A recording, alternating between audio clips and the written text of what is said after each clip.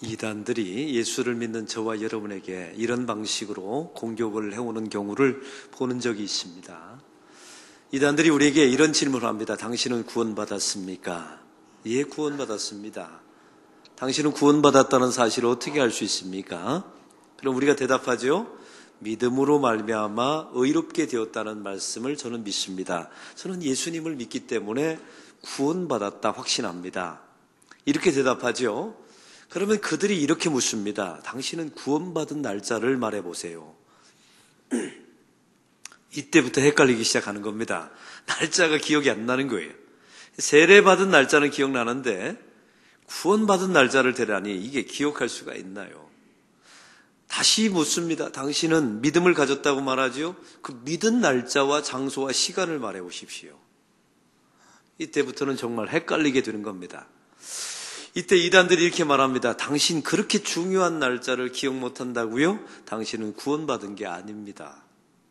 당신은 믿음을 가졌다고요? 날짜를 대지 못하고 시간과 장소를 대지 못하는 당신의 믿음은 가짜입니다. 이렇게 공격해 옵니다. 사랑하는 성도 여러분, 이런 말에 속지 마시기를 바랍니다. 세상에 보면 우리의 구원받은 날짜, 믿은 날짜를 기억하지 못하는 두 가지 이유가 있습니다. 첫 번째는 내가 의식하지 못한 채 믿었기 때문입니다. 어느 날 나도 모르게 믿어지는 사건이 벌어지게 되었다는 사실이죠. 우리는 이걸 신학적으로 점진적인 회심이라고 말합니다.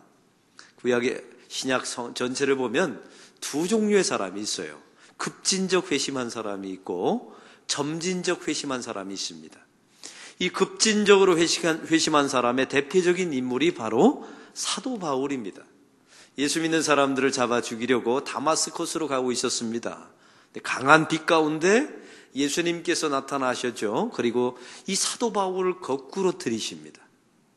이게 사도 바울이 예수님을 만나서 겪었던 회심의 장면 아니겠습니까? 이런 사도 바울에게 당신은 예수님을 언제 만났나요? 다마스커스에서 바로 그날, 분명히 날짜를 말했을 거예요. 당신은 언제 거듭나고 언제 회심했나요? 다마스커스에서 만난 바로 그날 그 장소를 사도 바울은 분명히 말했을 것입니다. 그런데 이렇게 급진적인 회심을 한 사람들은 소수라는 사실이죠. 대부분의 사람은 점진적인 회심을 합니다. 어느 순간에 나도 모르게 믿는 역사가 일어나게 된다는 말입니다. 이게 바로 우리가 믿은 날짜, 구원받은 날짜를 모르는 첫 번째 이유입니다. 두 번째 이유가 있습니다. 그것은 바로 내가 믿은 것이 아니라 믿어진 것이기 때문입니다. 내가 무엇인 것을 한 것이 아니라 되어진 것이기 때문에 그렇죠. 신앙이라는 것이 그렇습니다. 나의 노력과 의지로 믿었다면, 믿기로 결심했다면 날짜를 기억하죠. 우리의 신앙은 그런 게 아니었습니다. 어느 순간에 나도 모르게 믿어진 것입니다. 여기에 주체는 내가 아니라 하나님께서 나를 찾아오셔서 믿게 하신 것입니다. 나의 의지가 없습니다. 나의 선택이 아니었습니다. 하나님의 선택이었고 하나님의 강권하심이었습니다. 그래서 우리가 날짜를 모르는 경우가 많습니다. 바로 오늘 이런 관점으로 본문을 좀 바라보기를 원합니다. 사도 바울의 선교 여정을 보고 있습니다. 제2차 선교 여정 중에 데살로니가, 빌립보를 지나서 이제 데살로니가에 도착하는 장면입니다. 이 사도 바울의 선교 여정을 보면 몇 가지 특징이 있습니다. 첫 번째 특징은 거쳐가는 도시마다 사도 바울은 핍박을 당했어요. 환호를 받고 격려와 칭찬을 받고 이런 곳은 거의 없었습니다. 이 사도 바울은 핍박을 받을 때마다 하나님께서 떠나라 하시는가 보다 이런 마음으로 그는 기꺼이 떠났습니다. 절망하거나 하나님을 원망하지 않았지요. 그냥 그 다음 장소로 이동했습니다. 하나님의 섭리가 여기까지다. 그 다음 장소로 하나님께서 이동하라고 말씀하시는가 보다. 이러면서 떠났다는 사실입니다. 이게 첫 번째 특징이었어요. 사랑하는 성도 여러분, 여러분의 삶 가운데 어려운 일이 당하면 너무 힘들어하지 마세요. 너무 고통스러워하지 마시고 그만두라고 하는가 보다. 떠나라고 하는가 보다. 하나님께서 서라고 하는가 보다. 이렇게 해석할 수는 없습니까? 사도 바울은 핍박 있을 때마다 그곳 안에서 버티면서 이기면서 싸우면서 그렇게 살아가지 않았습니다. 그 다음 장소로 옮겨서 또 자기가 할 수 있는 바를 행했다는 사실이죠. 두 번째가 있었습니다. 사도 바울은 어디를 가든지 관례에 따라 행했습니다. 우리가 지난주 말씀을 나누었지요. 안식일이 되면 회당에 들어가 복음을 전했습니다. 지금으로 표현하면 주일이 되면 교회에 찾아가서 예배 가운데 복음을 들었다는 사실이죠. 여기서 우리가 알아야 될 것이 있습니다. 우리는 자꾸만 내가 주일을 지켰다라고 말하는데 아니요. 주일이 나를 지켜줍니다. 이걸 잊지 마셔야 돼요. 내가 교회를 다녔다. 내가 교회에다 헌금을 두어서 도움이 되었다. 아니요. 교회가 여러분을 지켜줍니다. 나중에 인생을 보세요. 남는 건 교회밖에 없어요. 우리 나이 드신 70세, 80세 된 노인들이 친구들 다 죽습니다. 우리 교인들이 제일 오래 살아남아요. 왜? 술, 담배를 하지 않고 예수 믿었기 때문에요. 다 보면 장수를 많이 하세요. 그러니까 친구들이 다 떠나갑니다. 친구도 없어요. 개 모이며 이미 개주 다 도망가 버렸어요. 그리고 거기다 부을 돈도 없어요. 나이 들면. 마지막에 남는 게 교회가 남습니다. 그래서 교회가 저와 여러분의 인생을 지켜주는 거예요. 복음도 마찬가지입니다. 내가 복음을 들었지요? 내가 받아들인 것처럼 느껴집니다. 아니요. 복음이 나를 지켜주는 것입니다. 또한 세 번째 특징이 있습니다. 사도 바울은 어떤 건물이나 제도나 또 조직을 만든 적이 없습니다. 사도 바울은 항상 복음을 전했습니다. 그 복음 자체가 싹이 트고 열매가 되어서 교회가 된 것입니다. 이걸 잊지 마십시오. 내가 살아가면서 위대한 업적과 건물과 조직과 제도를 만들겠다고요? 그건 하나님의 뜻이 아닙니다. 여러분의 입술을 통해서 증거되어진 하나님의 말씀, 여러분의 입술을 통해서 선포된 그리스도의 복음이 남는 겁니다. 그리고 네 번째 특징, 기간이 길지 않았어요. 사도 바울은 빌립보에서 1년을 보냈지, 한 달을 보냈지요. 그리고 데살로니가에서 3주를 보내게 됩니다. 기간이 짧았습니다. 이 데살로니가에서 사도 바울이 전달한 복음은 무엇이었습니까? 두 가지였습니다. 우리가 지난주에 말씀을 나눴습니다. 사도 바울이 선포하기를 그리스도가 반드시 죽어야 하고 그리스도가 반드시 살아나셔야만 합니다. 그리고 이 예수가 바로 그리스도이십니다. 이 두 가지 복음을 아주 선명하게 전합니다. 사랑하는 성도 여러분, 그 복음 안에는 어떤 뜻이 담겨져 있었다고요? 그리스도가 반드시 죽어야 합니다. 이 안에는 우리 모두는 죄인입니다. 스스로 우리는 자기 자신의 죄를 해결할 수가 없습니다. 우리는 내 구원에 기여한 바가 전혀 할 수도 없고 끼칠 수도 없습니다. 그래서 대속자인 예수 그리스도가 우리의 죄를 위하여 죽어야 합니다. 그분은 죄가 없으시고 사람의 몸을 입고 오셔서 우리 대신 사망의 사건을 경험하신 것입니다. 이게 복음의 첫 번째 내용이었어요. 이것으로 끝나면 심판과 저주이죠. 그분은 우리를 의롭다 하시기 위해서 다시 살아나셔야 됐습니다. 할렐루야. 우리를 새로운 존재, 새로운 피조물, 새 생명 안에 있는 존재로 확신시키기 위해서 하나님의 아들이 무덤을 깨트리고 바로 부활하신 것입니다. 바로 이 예수가 당신들이 기다렸던 메시아입니다. 이게 사도 바울의 복음이었습니다. 그런데 이 복음을 전하는 행위와 과정을 오늘 성경은 이렇게 표현합니다. 3절에 이렇게 말하죠. 뜻을 풀어. 한번 따라해 봅시다. 뜻을 풀어. 뜻을 풀어. 이걸 우리 새번역 성경에 보면 이렇게 나와 있어요. 뜻을 해석하여 증명하다라고 나와 있습니다. 이것은 사전적인 의미이고요. 그러면 이 뜻을 풀어 사도 바울이 그 복음을 전할 때 그 복음, 주 예수가 반드시 죽어야 되고 반드시 살아나야 하며 바로 그 예수가 그리스도 메시아이십니다. 이것을 뜻을 풀었다는 것은 세 가지의 신학적인 의미가 담겨져 있습니다. 이 뜻을 풀어라는 단어는 첫 번째로 씨를 심고 뿌리다라는 의미를 담고 있습니다. 사도 바울의 전한 복음을 보십시오. 씨앗과 같았습니다. 사도 바울은 그 씨앗을 쭉 뿌리고 떠나갑니다. 그리고 그 자리에 있을 수도 없었어요. 왜냐하면 핍박이 있었기 때문에 도망갈 수밖에 없었습니다. 사도 바울은 떠났습니다. 아니, 사라졌습니다. 그러나 놀라운 사실은 사도 바울이 쭉 뿌리고 간 곳에 복음의 씨앗이 남은 겁니다. 그 복음의 씨앗은 하나의 능력이 있어요. 그 안에 생명이 있습니다. 그 생명이 싹을 트네요. 그리고 나중에 시간이 좀 걸렸지만 싹이 터서 열매가 되고 거목의 나무가 되고 그것이 바로 교회가 된 줄로 믿습니다. 사랑하는 성도 여러분, 복음이라는 씨앗을 뿌리고 떠나갔어요? 아니, 도망갔습니다. 그러나 하나님께서 그곳에 생명의 역사를 일으키십니다. 사도 바울은 관례에 따라, 습관에 따라 자기 일을 한 것입니다. 놀라운 사실은 하나님께서 하나님의 일을 하셨습니다. 사도 바울은 내가 이 씨앗을 뿌리면 내가 거둘 것이다, 이런 상상을 하고 뿌린 게 아니에요. 그는 그저 뿌리고 핍박을 받아 떠났습니다. 사라졌습니다. 그리고 3주밖에 있지 않았지요. 3주 있었다는 말은 3번의 안식일을 겪었다는 말이지요. 다시 말하면 회당에서 3번 말씀을 전한 겁니다. 얼마나 미약합니까?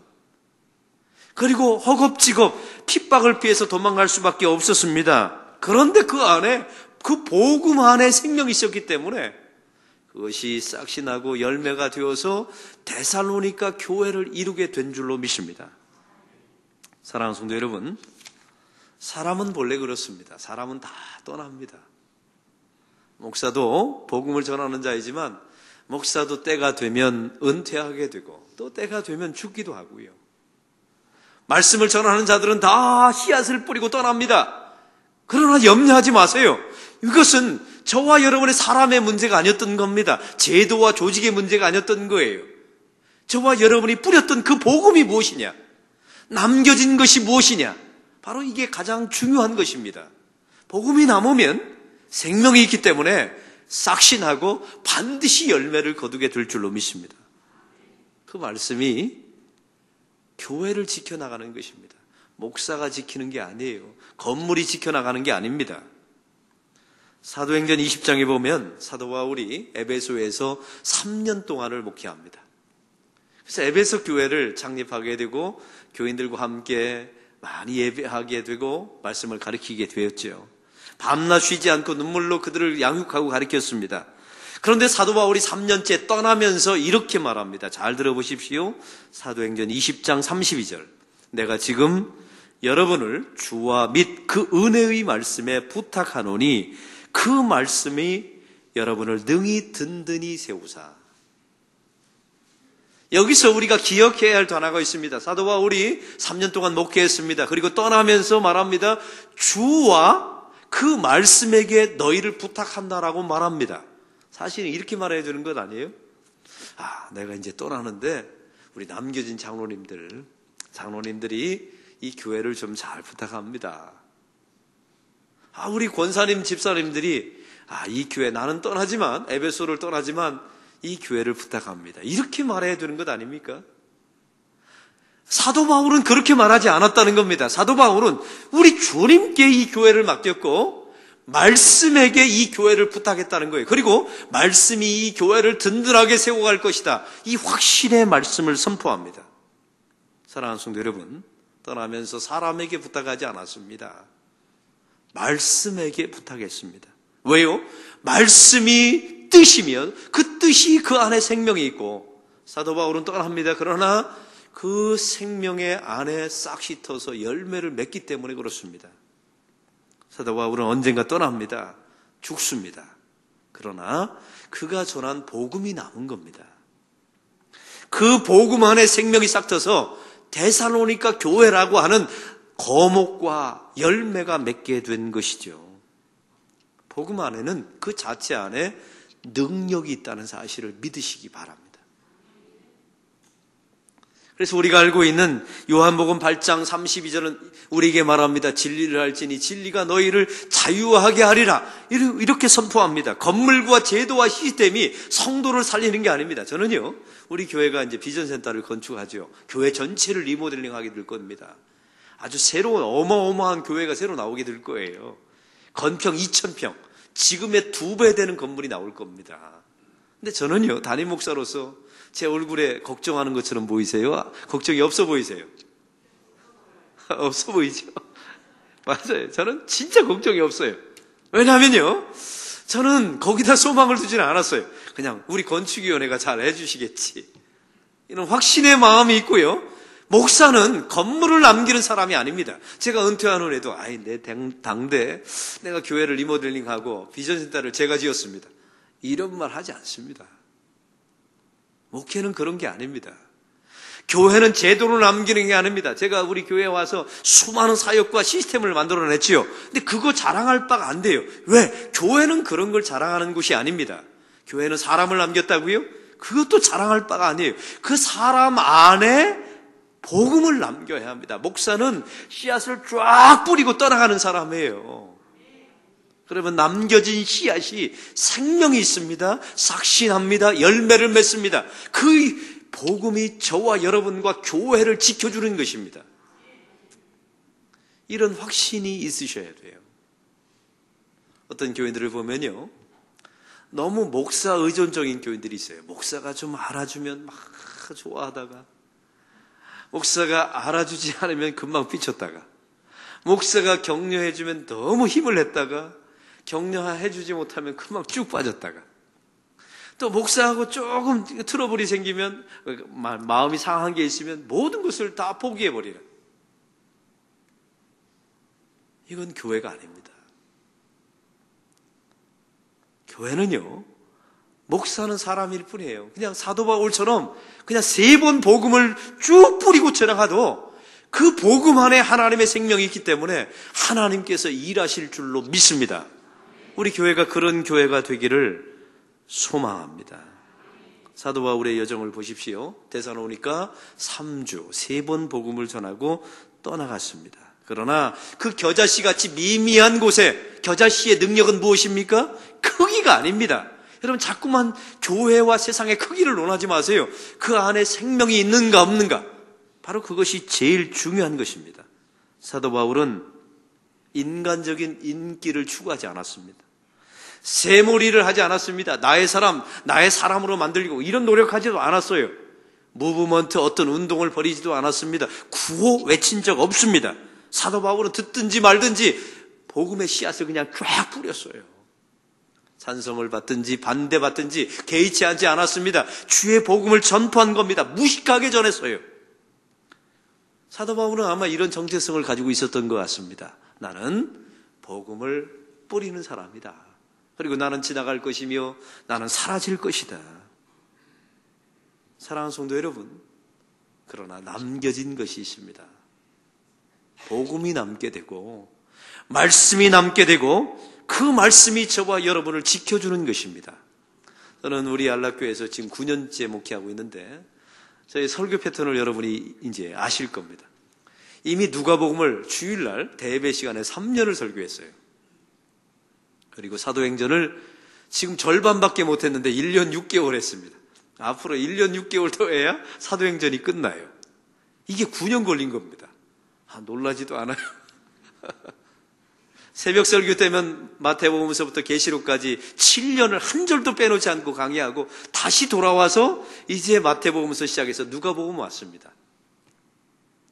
신약을 3번 설교하면요, 새벽 설교하면 저는 은퇴합니다. 제 앞으로의 계획이 있어요. 여러분, 수요일 날에는 창세기부터 시작해서 지금 열왕기 하까지 가고 있지 않습니까? 저는 계획이 있습니다.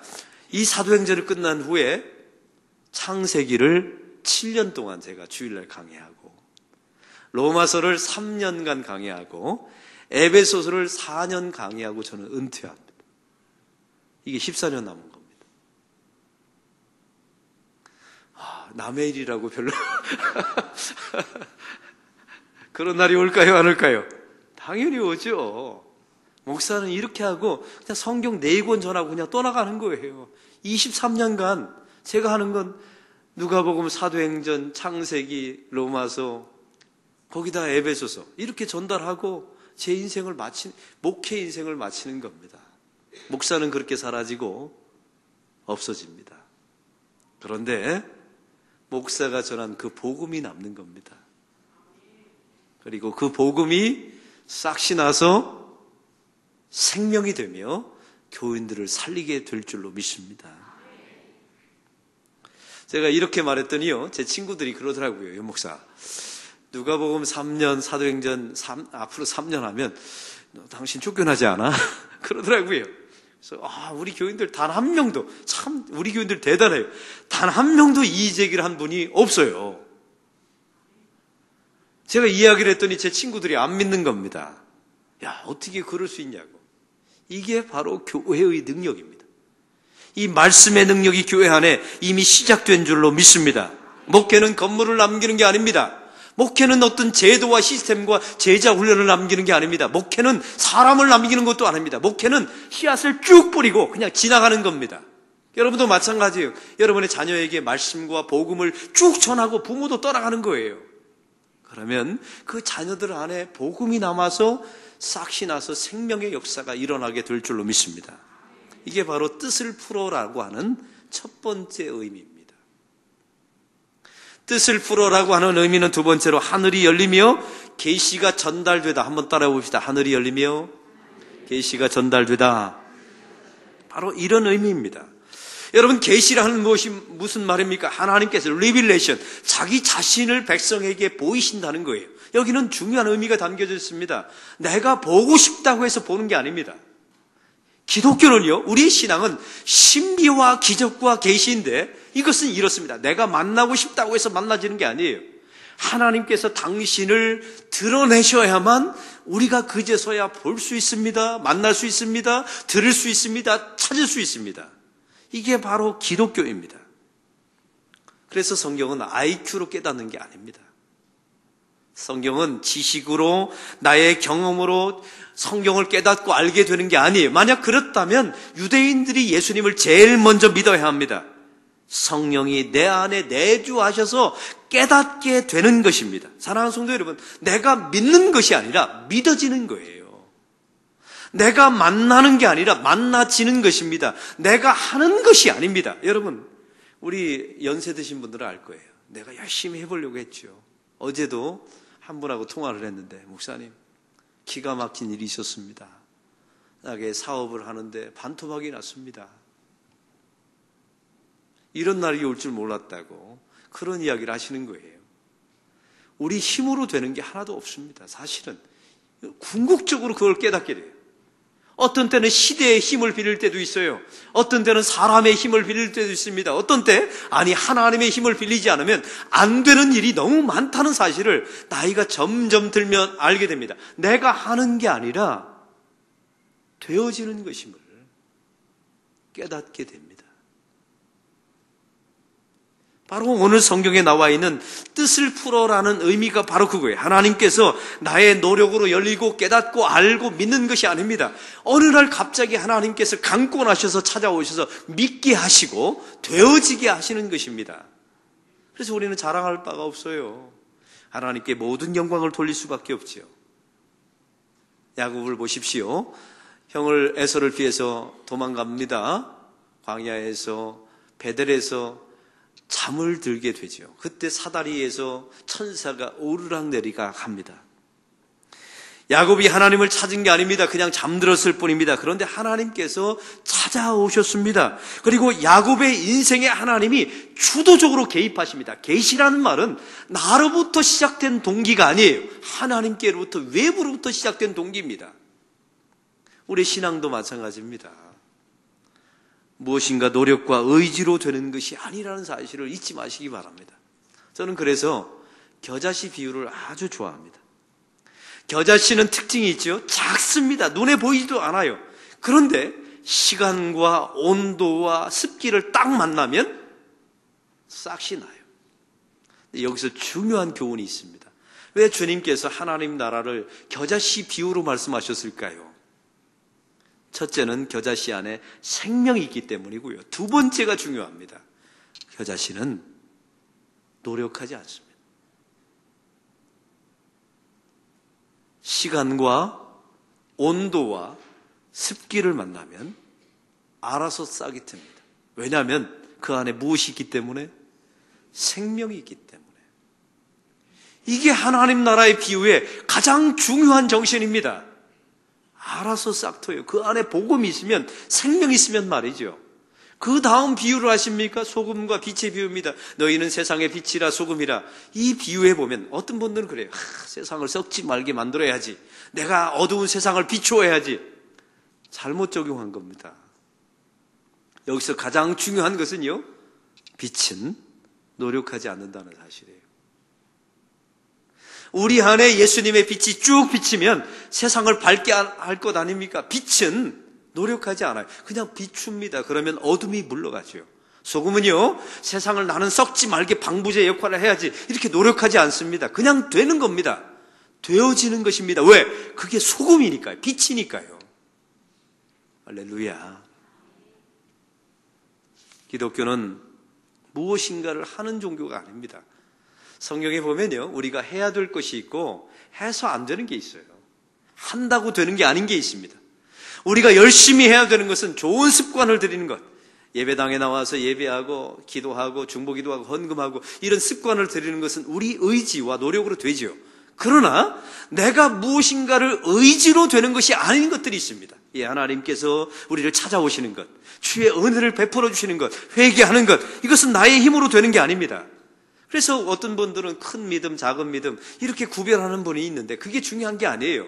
믿음 자체가 하나님의 선물이며 믿어졌다는 것이 신비요 기적이요 이것이 계시임을 믿으시기 바랍니다. 우리 교회에 어떤 분이 계신데 이분은요, 남자분이세요. 얼마나 도덕적으로 깨끗하게 사시는지 몰라요. 이분하고 있으면요, 가족들이 그럽니다. 숨이 막힌답니다. 얼마나 깨끗하게 살고 얼마나 결벽한지요. 신호등 칼같이 지켜요. 이분이 저한테 자랑했어요. 목사님, 저는 평생에 신호등을 어겨본 적이 없습니다. 그러더라고요. 그리고 거짓말한 적도 별로 없고. 근데 이분에게 없는 게 있어요. 은혜가 없어요. 왜 은혜가 없을까요?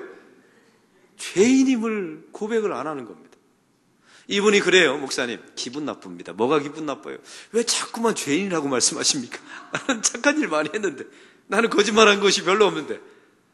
참 아주 맹랑하시더라고요. 제가 속으로 이거는 제가 그래서 하나님, 이건 제 힘으로 안 됩니다. 하나님께서 손 좀 봐주십시오. 제가. 근데 이분이 그러더라고요. 제가 차를 함께 타고 가는데 신호등을 정말 본인이 운전한 제가 옆에 탔거든요. 지켜요. 여기까지는 문제가 없어요. 근데 신호등을 어기는 사람을 저주하더라고요. 저 나쁜 놈. 그건 죄 아닙니까? 이게 죄라는 사실을 모르고 있는 거예요. 자기만 의로운 척, 도덕적인 척 하는 거죠. 근데 이분이 2년 전에 깨졌습니다. 예배 시간에 나와서 눈물을 뚝뚝 흘려가면서 우는 겁니다. 제가 그 다음 주에 집사님 그 예배 시간에 왜 오셨어요? 했더니 어느 날 성령께서 자기 가운데 오시는데 내가 죄인이라는 사실이 깨달아졌다는 겁니다.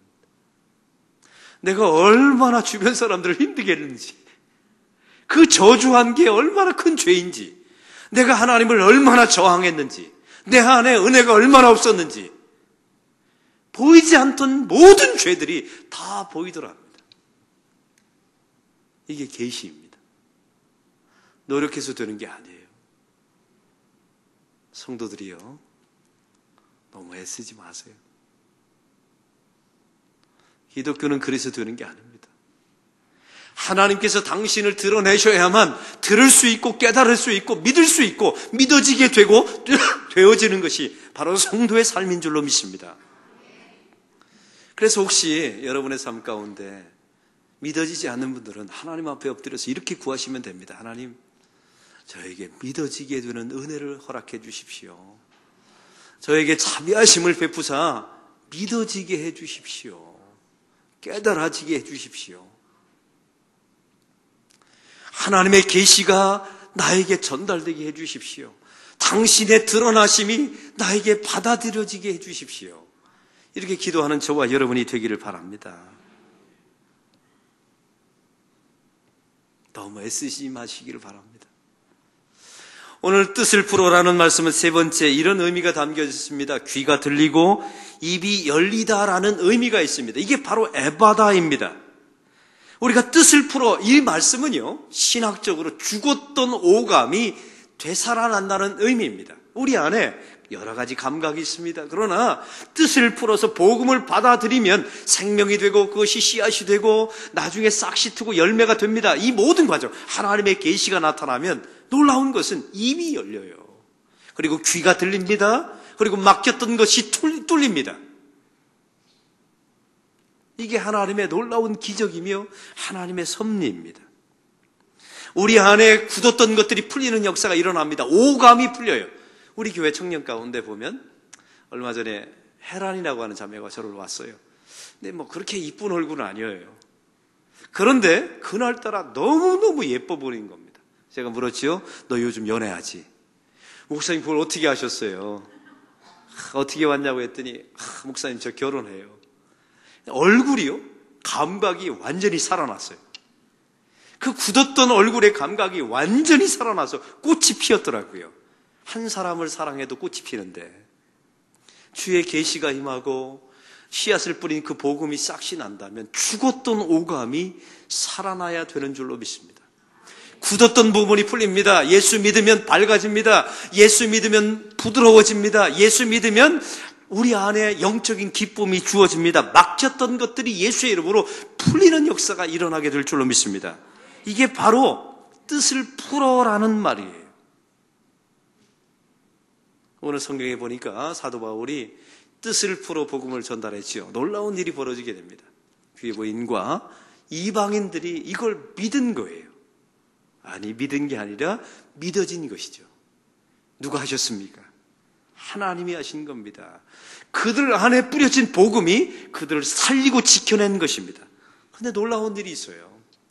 믿을 것 같지 않았던 이방인들은 예수를 믿는데 거꾸로요. 꼭 믿을 것처럼 보였던 유대인들은 예수님을 안 믿었답니다. 사도 바울을 핍박했다는 것이죠. 왜요? 그들에게는 하나님의 계시가 열리지 않은 겁니다. 사랑하는 성도 여러분, 하나님의 말씀이 들려지지 않는 분들이 계십니까? 여기 두 가지 이유가 있어요. 첫째는요, 목사에게 약간 잘못이 있어요. 말씀을 좀 잘못 강론하든지 좀 어렵게 풀이하든지 목사의 잘못도 있어요. 그건 제가 회개할게요. 두 번째 이유가 있습니다. 여러분의 자신의 영적인 상태를 철저하게 하나님 앞에 점검해 보시기 바랍니다. 교회는 나오나 말씀이 들리지 않는 사람, 열리지 않는 사람, 그 싹시 나서 생명의 역사가 이루어지지 않는 분들은 하나님의 계시가 여러분 가운데 임한 것이 아닙니다. 그래서 엎드리셔야 돼요. 하나님, 교회는 다니지만 들리질 않습니다. 들리게 해주십시오. 기도하시기 바랍니다. 교회는 다니나 깨달아지지 않는 분들은 하나님 깨달아지게 해주십시오. 보이게 해주십시오. 여러분 기도하시기 바랍니다. 왜요? 우리는 무엇인가를 해서 되는 존재가 아니라 되어지는 존재이기 때문에 그렇습니다. 믿는 게 아니라 믿어지는 것입니다. 바로 이것이 뜻을 풀어라는 의미입니다. 사랑하는 성도 여러분, 목사는 복음을 쭉 뿌리고 사라지게 될 것입니다. 그러나 복음이 여러분의 심령 안에 남아서 싹시 나고 열매가 되어서 여러분을 지켜줄 것입니다. 복음을 붙드세요. 교회와 건물을 붙들지 마시고 복음을 붙드시기 바랍니다. 그리고 주의 계시가 여러분 가운데 이미 임한 줄로 믿습니다. 들리십니까? 여러분의 노력과 의지로 들린 게 아닙니다. 하나님께서 들리게 하신 것입니다. 깨닫게 하신 것입니다. 그 하나님을 높이십시오. 혹시 이 자리에 들리지 않는 분들이 계십니까? 두 가지 이유 때문에 그래요. 좀 목사와 좀 친해지세요. 목사와 좀 갈등, 섭섭한 것이 있더라도 그냥 사람이니까 그렇지. 우리 목사님 설교 좀 더 잘할 수 있도록 하나님 도와주십시오라고 기도해 주세요. 두 번째가 있어요. 하나님, 주의 계시가 내게 임하지 않은 것입니다. 주님, 저를 불쌍히 여겨달라고, 내 마음에 성령님께서 안주하셔서 내 영혼을 깨워달라고, 그 계시를 받아들일 수 있게 달라고 기도하시기 바랍니다. 그렇게 될 때 저와 여러분의 막혔던 귀는 열리게 되며 또 우리 막혔던 입이 열리게 되고 깨달아지지 않았던 영안이 열리게 되게 하시사 모든 말씀이 깨달아지는 역사가 있게 될 것입니다. 그래서 주여 아멘 맞습니다. 그 말씀이 저의 주신 말씀입니다. 이렇게 고백하는 역사가 일어나게 될 것입니다. 하나님 아버지, 오늘 말씀을 통하여 뜻을 풀어 이 말씀은 씨앗을 뿌리며 계시가 우리 가운데 찾아오시며 그리고 막혔던 것들이 열리고 들리지 않았던 것들이 들리며 막혔던 입이 열리는 것임을 깨닫게 해주심을 감사합니다. 우리 신앙은 내가 무엇인가를 하는 것이 아니라 되어지는 것임을 잊지 말게 해 주옵소서. 내가 믿은 것이 아니라 믿어진 것임을, 이 모든 것이 하나님이 찾아오셔서 믿어지게 해주신 것임을 알고 감사할 줄 아는 하나님의 사람들이 되게 하여 주옵소서. 인생을 지금껏 살아왔지만 무엇인가를 해보려 했지만 얻은 것이 별로 없음을 주님 앞에 고백합니다.